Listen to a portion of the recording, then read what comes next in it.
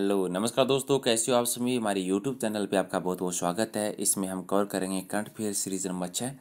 मैं हूं प्रहलाद सारण और ये मेरा यूट्यूब चैनल है। अगर आप लोगों ने सब्सक्राइब नहीं किया है तो सब्सक्राइब कीजिए, ताकि आने वाले जितने भी टेस्ट होते हैं, जितने भी मॉक टेस्ट सीरीज होती है, उनका नोटिफिकेशन आप लोगों तक पहुँचता रहे।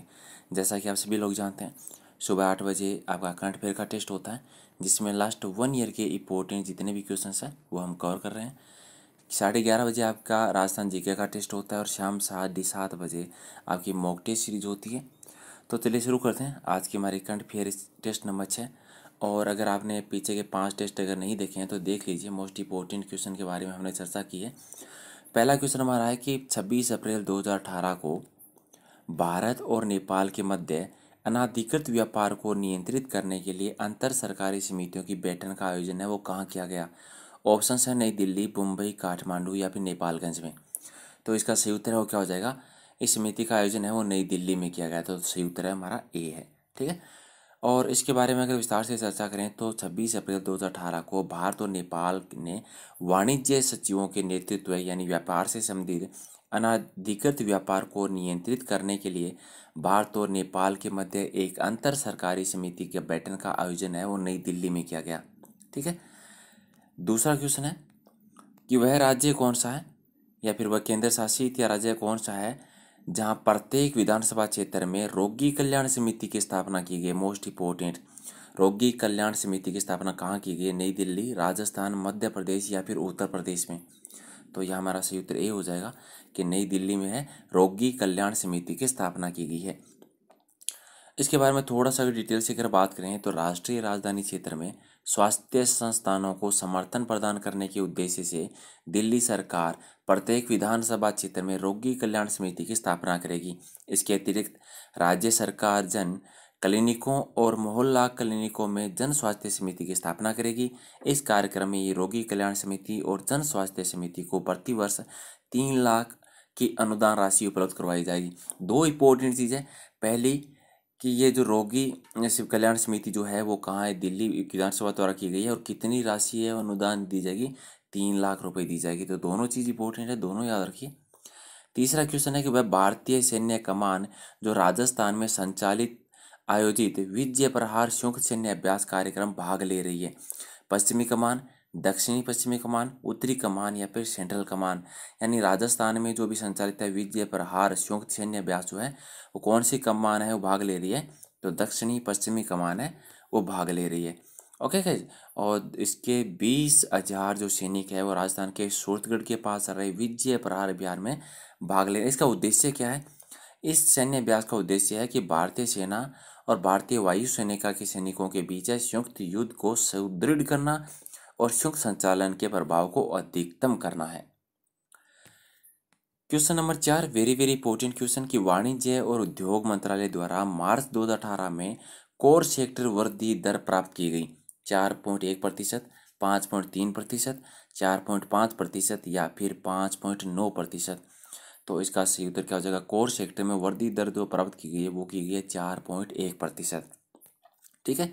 यानी केंद्रीय वाणिज्य और उद्योग मंत्रालय ने 8 कोर उद्योगों के सूचकांक के अनुसार मार्च 2018 में कोर सेक्टर के 6 क्षेत्रों में कमजोर प्रदर्शन के चलते 4.1 वृद्धि दर है वो प्राप्त की गई है। और प्रमुख 6 क्षेत्र कौन कौन से हैं। कोयला, कच्चे तेल, प्राकृतिक गैस, रिफाइनरी उत्पाद, इस्पात और बिजली है। ठीक है। तो 4.1 आप याद रखिए। Question number 5, very very important question है। केंद्रीय सरकार यानी केंद्रीय दूरसंचार विभाग द्वारा जारी नवीनतम दूरसंचार नीति मसौदा कौन सा है। राष्ट्रीय डिजिटल संचार नीति 2018, राष्ट्रीय डिजिटल संचार नीति 2017, राष्ट्रीय डिजिटल संचार नीति 2016 या फिर राष्ट्रीय डिजिटल संचार नीति 2020। तो केंद्रीय दूरसंचार विभाग द्वारा भी जारी न्यूनतम दूरसंचार नीति मसौदा जो है वो कौन सा है, तो ये सही उत्तर है राष्ट्रीय डिजिटल संचार नीति 2018। ठीक है। यानी केंद्रीय दूरसंचार विभाग ने दूरसंचार नीति राष्ट्रीय डिजिटल संचार नीति 2018 का मसौदा है वो जारी किया गया है।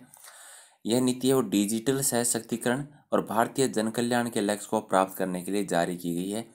मुख्य उद्देश्य इसका है कि संचार क्षेत्र में अतिरिक्त नौकरियां उपलब्ध करवाना और ICT विकास सूचकांक में भारत को शीर्ष 50 देशों की सूची में स्थापित करना है। क्वेश्चन नंबर 6 कि देश के सबसे बड़े ग्लोबल स्किल पार्क की आधारशिला कहाँ रखी गई? भोपाल मध्य प्रदेश, जयपुर राजस्थान, लखनऊ उत्तर प्रदेश या फिर लुधियाना पंजाब। तो देश के सबसे बड़े ग्लोबल स्किल पार्क की आधारशिला है भोपाल मध्य प्रदेश में रखी गई है। तो ए है वो सही उत्तर है। ठीक है, यानी जुलाई 2017 में देश के सबसे बड़े ग्लोबल स्किल पार्क की आधारशिला भोपाल मध्य प्रदेश में मुख्यमंत्री और कौशल विकास और उद्यमिता मंत्री द्वारा संयुक्त रूप से रखी गई पार्क है वो 33 एकड़ भूमि में स्थापित किया जाएगा। क्वेश्चन नंबर 7 कि वह देश जिसके सहयोग से हिंद महासागर क्षेत्र में वरुण नौसेना अभ्यास 2018 का आयोजन किया गया। वरुण नौसेना अभ्यास 2018 फ्रांस, जर्मनी, रूस या श्रीलंका। तो सही उत्तर हो जाएगा फ्रांस। यहाँ देखिए दो तरीके के क्वेश्चन बनते हैं। पहला कि हिंद महासागर क्षेत्र में वरुण नौसेना अभ्यास 2018 किस देश के साथ किया गया? तो फ्रांस के साथ। और दूसरा हो जाएगा कि फ्रांस के साथ वरुण नौसेना युद्ध अभ्यास 2018 कौन से क्षेत्र में किया गया? हिंद महासागर में। या फिर आपसे इस तरह से पूछा जा सकता है कि हिंद महासागर में फ्रांस के साथ कौन सा युद्ध अभ्यास है किया गया? तो आपको बताना है वरुण नौसेना युद्ध अभ्यास 2018। ठीक है, तो एक ही क्वेश्चन से जितने भी प्रकार के क्वेश्चन बनते हैं चेंज होकर सारे आप माइंड में रखिए, ताकि इनसे रिलेटेड जो भी क्वेश्चन आता है आपका कभी गलत ना हो। ठीक है, तो 3 मार्च 2018 को भारतीय और फ्रेंच नौसेना ने अपने परिचालन समन्वय को बढ़ाने के लिए हिंद महासागर क्षेत्र में रियूनियन द्वीप के पास वरुण नौसेना अभ्यास 2018 का अंतिम और तीसरा चरण है वो आयोजित किया। Question number 8 very very important, केंद्र सरकार द्वारा प्रधानमंत्री वय वंदना योजना हेतु नोडल एजेंसी के रूप में किसको नियुक्त किया गया है? भारतीय जीवन बीमा निगम, State Bank of India, Punjab National Bank या फिर यूनाइटेड इंडिया इंश्योरेंस कॉरपोरेशन। तो सही उत्तर हो जाएगा ए LIC यानी भारतीय जीवन बीमा निगम को है वो नोडल एजेंसी के रूप में नियुक्त किया गया है प्रधानमंत्री वय वंदना योजना के तहत। और वय वंदना योजना है क्या? ये योजना है, इसका लाभार्थी जो रहेगा वो 60 वर्ष का रहेगा या फिर 60 वर्ष से जो अधिक होगा वो रहेगा। यानी केंद्र सरकार द्वारा वयोवृद्ध स्थिति में सामाजिक सुरक्षा प्रदान करने के लिए और अनिश्चित बेरोजगारी को सुरक्षित करने के लिए प्रधानमंत्री वय वंदना योजना शुरू की गई है। एक और इम्पोर्टेंट चीज़ है यहाँ, पहले इसका जो बजट होता था वो होता था 7.5 लाख रुपए, अब इसको बढ़ाकर दुगुना कर दिया गया है 15 लाख रुपए।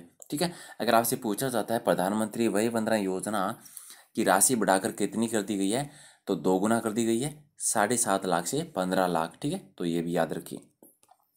अगला क्वेश्चन है कि वह राज्य विधानसभा जिसने 12 वर्ष से कम उम्र की बालिका से बलात्कार पर मृत्युदंड विधेयक को सर्वसम्मति से पारित किया गया? मध्य प्रदेश, राजस्थान, उत्तर प्रदेश या फिर पश्चिमी बंगाल। तो सही उत्तर हो जाएगा राजस्थान सरकार। यानी राजस्थान सरकार ने विधेयक पारित किया है कि अगर 12 वर्ष की से कम उम्र की बालिका के साथ अगर बलात्कार किया जाता है तो मृत्युदंड की है तो सजा दी जाएगी। ओके गाइज, इसके अलावा एक और इम्पोर्टेंट चीज़ है इसमें, वो है कि धारा कौन सी है? 376A है, ये आप याद रखिए। और ये जो है मृत्युदंड है जो है ये राजस्थान के साथ मध्य प्रदेश में भी है जारी किया गया है। ठीक है, तो मध्य प्रदेश और इसको लेके कंफ्यूज नहीं होना है आपको कि यहाँ मध्य प्रदेश देखा है, तो राजस्थान और मध्य प्रदेश दोनों है, दोनों की याद रखिए। हाँ, पहले सबसे पहले ये मध्य प्रदेश में किया गया था, अभी हाल ही में राजस्थान में किया गया है, लेकिन ये करंट का क्वेश्चन है इसीलिए राजस्थान हमारा उत्तर होगा, क्योंकि हाल ही में राजस्थान ने किया है और इससे पहले मध्य प्रदेश ने सबसे पहले। अगर आपसे पूछा जाता है सबसे पहले ये कानून किसने किया तो मध्य प्रदेश हो जाएगा। अगर करंट में ये क्वेश्चन पूछा जाता है तो राजस्थान इसका उत्तर होगा। ठीक है, तो इसको लेकर कन्फ्यूज मत होता ना बिल्कुल भी। Question number 10 very very important question कि माल और सेवा कर नेटवर्क या GSTN केंद्र सरकार का स्वामित्व कितना है? 24.5%, 31%, 42% या फिर 55%। तो सही उत्तर हो जाएगा 24.5%। ठीक है, तो राइट आंसर हमारा क्या हो जाएगा 24.7% है। ओके गाइज, तो ये थी हमारी करंट अफेयर की सीरीज, 10 क्वेश्चन थे। होप आपको पसंद आया होगा, अगर अच्छा लगे तो आप फॉलो करना मत भूलिएगा, ताकि आने वाले जितने भी लेसन्स होते हैं उनके बारे में आपको जानकारी मिलती रहे। इसके अलावा भूलिए मत 11:30 बजे आपका राजस्थान GK का टेस्ट होता है। राजस्थान से संबंधित आप अगर किसी भी एग्जाम की तैयारी कर रहे हैं तो कंप्लीट कोर्स है, उसके MCQs हैं यहाँ कवर किए जाएंगे। और आपका शाम 7:30 बजे मॉक टेस्ट सीरीज होता है जिसमें भारत के इतिहास की, भारत की जियोग्राफी, संविधान, सामान्य विज्ञान, अर्थव्यवस्था के सारे क्वेश्चन है वो मिक्स होते हैं, तो वो भी आप ज्वाइन कीजिए। ओके, यानी रोज़ाना 3 टेस्ट और आपकी मात्र पूरे दिन की 30 मिनट और आपकी कंप्लीट तैयारी। ओके, और इसके अलावा एक और चीज़, यहाँ आपने लेसन देख लिया, लेसन देखने के बाद इसकी जो पीडीएफ होती है, आप पीडीएफ जरूर लीजिए, ताकि जब भी दोबारा अगर आपको देखना हो तो आपका टाइम है वो वेस्ट ना हो और कम समय में पीडीएफ को दोबारा है वो रिवीजन कर सको। तो पीडीएफ लेने के लिए आप टेलीग्राम चैनल है PSC GK, तो PSC GK से आप जो पीडीएफ है इसकी वो डाउनलोड कर सकते हो। और आप भूलिए मत, सब्सक्राइब कीजिए। और हमारा नया चैनल है तो आप लोगों के सहयोग की जरूरत है, आप भी अपने जितने भी दोस्त हैं उनके साथ शेयर कीजिए, व्हाट्सएप पे शेयर कीजिए। Okay guys, thank you.